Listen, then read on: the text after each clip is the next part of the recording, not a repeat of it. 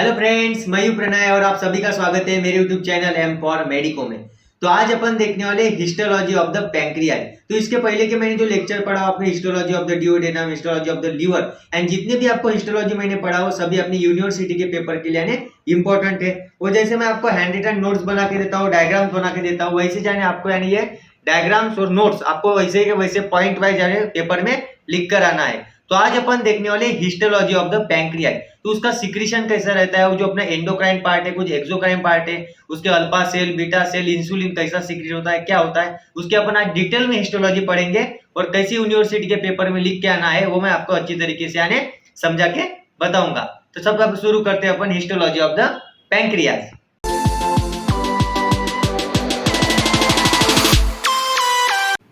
तो अभी अपन देखने वाले हिस्टोलॉजी ऑफ द पैंक्रियाज। तो सबसे पहले अपन स्टार्ट करेंगे कि जो अपनी हिस्टोलॉजिकल डायग्राम रहते हैं वो कैसे बनाते हैं और यूनिवर्सिटी के पेपर में उसको कैसे निकालेंगे।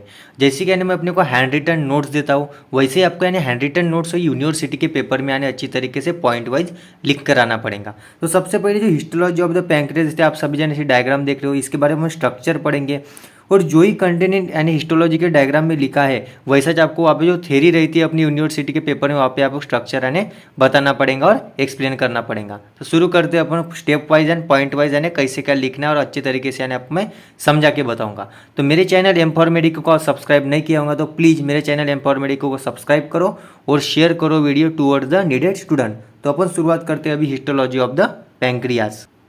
तो सबसे पहले आप जैसे देखते हैं कि इंट्रोडक्शन में अपने को क्या लिखना है, उसका जो मेन बेसिक यानी फंक्शन रहता है, क्या मेन फंक्शन है उसका, क्या अपने बॉडी में क्या नीड है। तो सबसे पहले इंट्रोडक्शन में अपन क्या देखेंगे, पैंक्रियाज इज अ हेटेरोक्राइन ग्लैंड। अब बोलेंगे हेटेरोक्राइन यानी क्या, हेटेरो यानी मिक्सअप करना, कुछ हेटेरोक्राइन पार्ट है। तो यानी जैसे कि अपने को एक क्या रहता है एंडोक्राइन पार्ट और एक रहता है एक्सोक्राइन पार्ट। तो अपना जो पैंक्रियास क्या रहता है, एक्सोक्राइन पार्ट भी रहता है और एंडोक्राइन पार्ट रहता है। तो इसके कारण अपन उसको क्या बोलते हैं, हेटेरोक्राइन ग्लैंड बोलते हैं।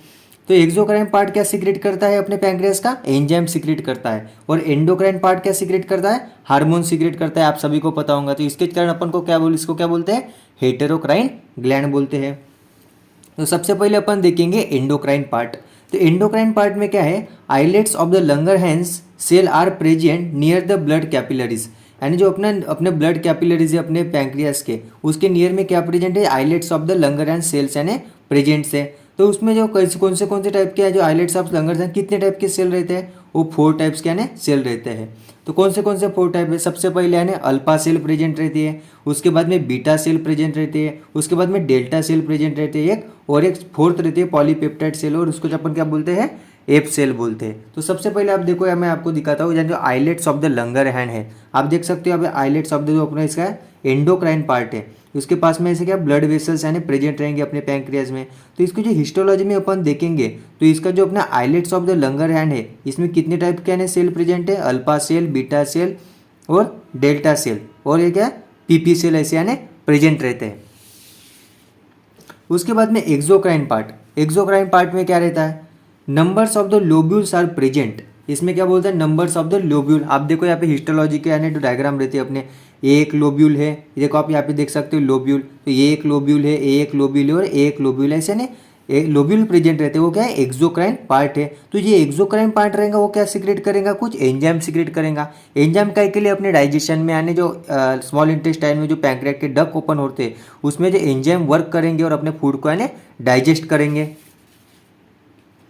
तो इसके बाद में क्या बोलते हैं, जो लोब्यूल्स प्रेजेंट रहते हैं, तो जो अपना पैंक्रियाटिक एसिनाइज सेल रहती है उसमें, जब देखो मैं पैंक्रियाटिक एसिनाइज सेल आपको दिखाता हूँ यहाँ पे, ये देखो आपको रेड कलर से इसके जो ऐसे बॉर्डर में अब दिखते होंगे यानी आपको ऐसे, तो इसको क्या बोलते हैं, पैंक्रियाटिक एसिनाइज सेल। तो ये क्या सीक्रेट करते हैं, सीरस यानी सीरस सिक्रीशन। अब सीरस सिक्रीशन काय के लिए, अपने सीरस सिक्रीशन में कुछ एंजाइम प्रेजेंट रहते हैं और एंजाइम काय में वर्क आते हैं यानी अपने जो फूड रहता है मॉलिक्यूल उसको यानी डाइजेस्ट करने के लिए। तो पैंक्रियाटिक एसिनाइज सेल क्या सिक्रीट करते हैं, सीरस सिक्रीशन करते हैं। और उसके बाद में क्या प्रेजेंट रहता है एक्सोक्राइन पार्ट में, सेंट्रो एसिनर सेल। आप देख सकते हैं यहाँ पे सेंट्रो एसिनर सेल, ये जो अपने ये आपको ऑरेंज कलर की दिख रहा है ना, ऐसे यानी सेंट्रो एसिनर सेल प्रेजेंट रहती है। ये भी कुछ एंजाइम का यानी सिक्रीशन करते हैं एक्सोक्राइन पार्ट में। उसके बाद में अपन देखेंगे उसके स्ट्रक्चर। अभी जो अपना मेन स्ट्रक्चर रहता है वो सबसे इंपॉर्टेंट रहता है हिस्टोलॉजी के हिस्टोलॉजी लिखते समय। तो सबसे पहले अपन देखेंगे स्ट्रक्चर। तो स्ट्रक्चर में क्या बोलता है, पैंक्रियाटिक एसिनाई कंटेन जाइगोमेट्रिक ग्रैनुल। जो अपने पैंक्रियाट के अपने एसिनाइड सेल देखा, जो अपने ये एसिनाइड सेल देखा आपने एक्सोक्राइनल लोब्यूल में, तो जो पैंक्रियाटिक एसिनाई के जो ये रहते हैं लोब्यूल में, उसमें क्या प्रेजेंट रहता है, बोलते हैं जाइगोमेट्रिक ग्रैनुल प्रेजेंट रहते हैं। आप देखो यहाँ पे जाइगोमेट्रिक ग्रैनुल ऐसे जो अपने ये प्रेजेंट है यहाँ पे क्या है, सेंट्रो एसिनल सेल में। ऐसे सेंट्रो एसिनल सेल में क्या प्रेजेंट रहता है, ये जाइगोमेट्रिक ग्रैनुल। आपको ब्लैक ब्लैक कलर का ऐसा कुछ दिख रहा होगा, इसको क्या बोलते हैं अपन, जाइगोमेट्रिक ग्रैनुल बोलते हैं। उसके एक्सोक्राइन पार्ट में क्या रहता है, secretion through two types of the enzyme. वो जो अपना सिक्रीशन कौन से टाइप के, टू टाइप्स के एंजाइम करता है एक्सोक्राइन पार्ट, लोब्यूल्स रहते हैं। वो क्या रहता है, एक है एक्टिव एंजाइम अमाइलेज सीक्रेट होता है, और इनएक्टिव एंजाइम ट्रिप्सिनोजेन होता है। यानी कौन से सिक्रीशन होते हैं अपने एक्सोक्राइन पार्ट से, जो अपने एसिनर सेल रहते हैं वो क्या सीक्रेट करते हैं, एक्टिव एंजाइम अमाइलेज सीक्रेट करते हैं, और इनएक्टिव एंजाइम ट्रिप्सिनोजेन सीक्रेट करते हैं। तो आप यानी जो ऐसे पॉइंट मैं बताता हूँ वैसे आपको समझा के बताता हूँ, वैसे ही आपको पॉइंट वाइज जैसे हेडलाइन वाइज यानी एरो दे देकर यानी यूनिवर्सिटी के पेपर में यानी आपको लिख कर आना पड़ेगा, तभी जो एग्जामिनर अच्छे से कंटेंट रहेगा और आपका जो अपना प्रेजेंटेशन है वो अच्छे रहने के बाद यानी आपको अच्छे से मार्क देगा। उसके बाद में अपन देखेंगे नेक्स्ट पॉइंट। तो उसके बाद बताइए डक्ट्स आर प्रेजेंट, यानी जो अपना हिस्टोलॉजिकल स्ट्रक्चर है वहाँ पे क्या रहते हैं, डक्ट्स प्रेजेंट रहते हैं। तो डक्ट कैसे रहते हैं, एक लोब्यूलर डक है, एक इंट्रालोब्यूलर डक है, और एक इंटरलोकेटेड डक है। तो सबसे पहले अपन देखेंगे लोब्यूलर डक। जो अपने जो लोब्यूल की डक्ट है, इस लोब्यूल के यानी कुछ डक्ट प्रेजेंट रहेंगे, तो उसको क्या बोलेंगे अपन, लोब्यूलर डक्ट बोलेंगे। इस लोब्यूल के साइड में यानी कुछ डक्ट प्रेजेंट रहेंगे, तो उसको क्या बोलेंगे अपन, लोब्यूलर डक्ट बोलेंगे। उसके बाद है इंट्रालोब्यूलर डक्ट। इंट्रालोब्यूलर डक्ट आप बताओ, इस लोब्यूल के यानी बीच में है यानी अंदर में है, तो इसके अंदर दिख रहे हो आप, तो इंट्रालोब्यूलर यानी इस लोब के इनसाइड है, तो इसको बोले इंट्रालोब्यूलर। और उसके बाद में इंटरलोब्यूलर, इन दोनों लोब के बीच में है, तो इसके कारण आपको क्या है, इंटर यानी बीच का रहता है, तो इंटरलोब्यूलर डक्ट। और ये क्या है, लोबुलर डक्ट। इसमें जो लोब के लिए यानी जो सप्लाई करेंगे उसको क्या बोलेंगे अपन, लोबुलर डक्ट। तो ऐसे ये जो हिस्टोलॉजिकल स्ट्रक्चर रहते हैं उसमें ना ये 3 टाइप्स के डक्ट यहाँ पे प्रेजेंट रहते हैं। तो ये उसका अपना हिस्टोलॉजिकल स्ट्रक्चर। उसके बाद में अपन क्या देखते हैं, फंक्शंस देखते हैं। फंक्शंस में क्या है, exocrine part of the pancreas secret the enzyme for the digestion of the food. वो एंजाइम सीक्रेट करता है, अभी आपने देखा। उसके बाद में वो क्या करता है, अपने डाइजेशन के लिए हेल्प में आता है। Endocrine part of the pancreas secreting the hormone, and जो अपना एंडोक्राइन, अपना एंडोकॉर्नोलॉजी क्या होता है, स्टडी ऑफ द हार्मोन। तो जो एंडोक्राइन पार्ट रहता है वो क्या करेंगे, अपने हार्मोन को सीक्रेट करेंगे। तो अल्फा सेल रहते हैं, आपको जो बताया मैंने, islets of the Langerhans में ऐसे 4 टाइप्स के सेल रहते हैं। तो उसके कारण क्या है, जो अल्फा सेल है वो क्या करते हैं, ग्लूकागॉन सीक्रेट करते हैं, और बीटा सेल रहते हैं वो क्या करते हैं, इंसुलिन सीक्रेट करते हैं। ये सबसे इंपॉर्टेंट है कि जो बीटा सेल है वो क्या करते हैं, इंसुलिन सीक्रेट करती है, और अल्फा सेल क्या करते हैं, ग्लूकागॉन सीक्रेट करते हैं। और बीटा सेल का तो आपको वर्क पता ही है, अगर अपने पैंक्रियाज ने अगर इंसुलिन नहीं सीक्रेट किया तो अपने जो ग्लूकोजन का जो परसेंट है, ग्लूकोज शुगर लेवल अपने ब्लड में ज़्यादा हो जाएगा।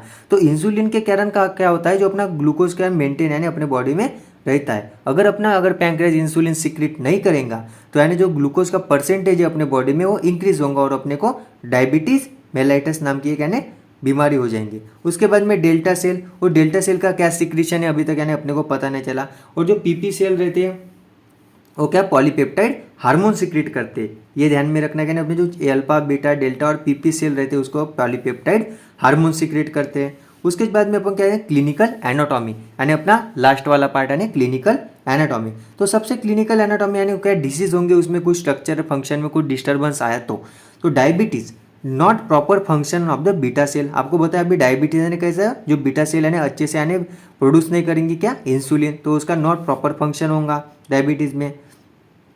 गॉलस्टोन पैंक्रियाटिस, यानी गॉलस्टोन यानी अपने पैंक्रियाटिस में कुछ रहने सा गॉलस्टोन स्टोन फॉर्मेशन हुआ, कुछ कैल्शियम कार्बाइड के कैल्शियम कार्बन जो भी यानी कुछ फॉर्मेशन ऑफ स्टोन, उसको क्या बोलते हैं अपन, गॉलस्टोन पैंक्रियाटाइटिस बोलेंगे। अगर कुछ वहाँ पे इन्फेक्शन रह रहा है कुछ दिन से, तो अगर कुछ स्टोन फॉर्मेशन रह गया तो अपन उसको बोलेंगे गॉलस्टोन पैंक्रियाटाइटिस। तो अपन जैसे मैं पॉइंट वाइज आपको बताता हूँ वैसे जब अपने लास्ट तक यानी आपको ज़्यादा मार्क के लिए पूछते नहीं, 5 या यानी 10 मार्क के लिए अपनी यूनिवर्सिटी के लिए पूछते हैं, लेकिन अपने को हिस्टोलॉजी बहुत इंपॉर्टेंट है, अपने को अच्छे मार्क कवर करना है, तो अपने को ऐसी यूनिवर्सिटी में अच्छा से प्रेजेंटेशन करना होगा। तो उसके बाद में आप देखो यानी जो डायग्राम है आपको अच्छी तरीके से समझा के बताता हूँ।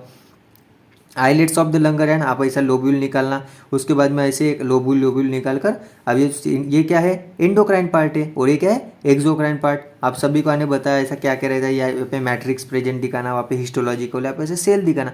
जितना भी यहाँ पे कंटेंट प्रेजेंट रहेगा उसका अपने जो थ्योरी लिख रहे हैं वहाँ पे उसका स्ट्रक्चर में आपको प्रेजेंटेशन करना पड़ेगा। उसको अपन क्या बोलते हैं, हिस्टोलॉजी ऑफ द पैंक्रियाज। तो आपको ये लेक्चर अगर अच्छा लगा होगा तो मेरे चैनल एम फॉर मेडिको को सब्सक्राइब करो और शेयर करो टुवर्ड्स द नीडेड स्टूडेंट। और इसके अगर आपको हैंड रिटन नोट्स होना, क्योंकि आपको यूनिवर्सिटी के पेपर में डायरेक्ट जाकर अगर लिखना है, तो ये हैंड रिटन नोट्स मेरा टेलीग्राम चैनल है एम फॉर मेडिको, वहाँ पर आए, अच्छी क्वालिटी में आपको मिल जाएंगे। तो मिलता हूँ मैं इसके बाद नेक्स्ट वीडियो में कुछ न्यू टॉपिक के साथ। Thank you.